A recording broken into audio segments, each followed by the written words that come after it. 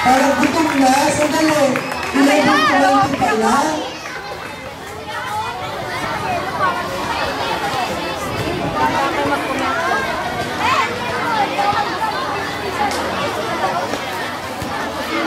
And the winner is Miss Kalimbas. Miss Kalimbas. Okay. Ito po yung result ng ating Mr. and Mrs. Sports Fest 2010. District 4. Unahin natin yung mga minor awards. Unahin natin yung Best in Sports Attire. Best in Sports Attire is contestant news number 4.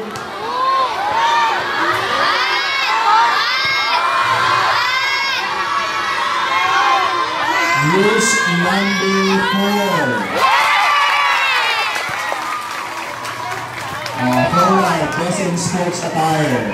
Okay? Forward ka ng konti, Iha yan. Okay? Ang award mo kukunin sa graduation. Definitely meron siyang award sa graduation. Pero bago mag-graduation, meron siyang natanggaping award. Best in Talent. Sino kaya? Lahat sila magagaling. Ha? Lahat sila magagaling. Okay? Kaya lang meron sila talagang talentadong Best in Talent. News number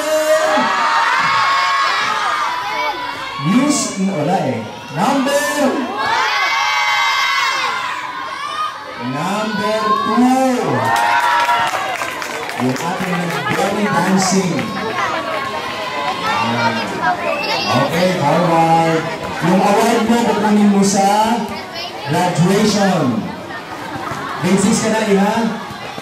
Ay, grade 5 na, hindi pala. Sa recognition. Okay, sarap mo ako.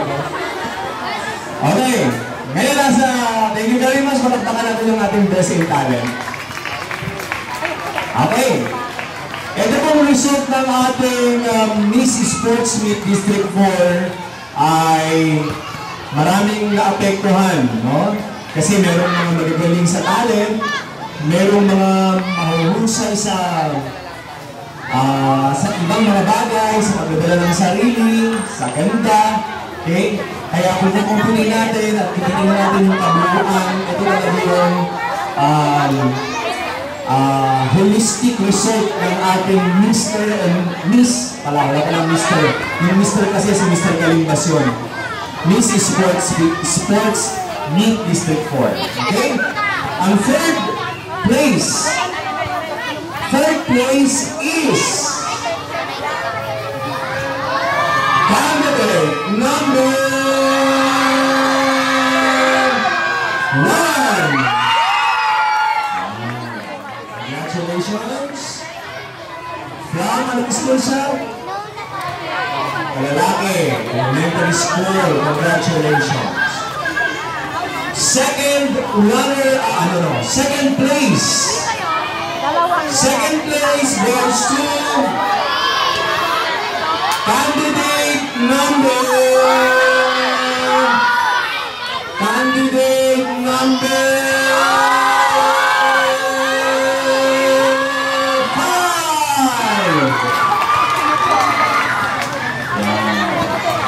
Anong school siya, Iha? Anong school ka po? East Bahak Elementary School. Anong grade mo na? Ayan, makunin mo yung award mo sa graduation. Ayan. And our Miss Sports Fest 2010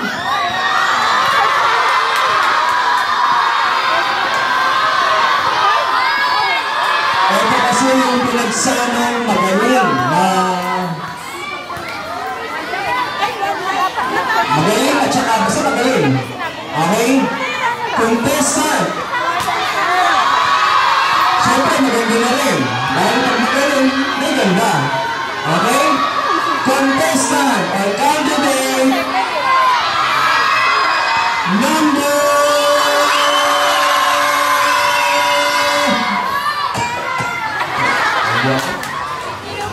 Candidate!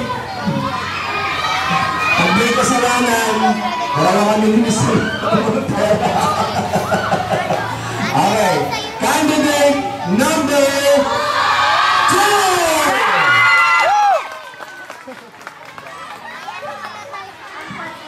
Gusto siya? Yung ating nag-belly dancing. Dali ka pa din mo yata. Okay, so congratulations, candidate number 2 from Asilan Elementary School. She will represent District 4 for the upcoming CDB this November. Congratulations. Thank you very much, candidates. Yung sash, yung crown sa graduation nila. Okay, thank you. Second round, first round na parang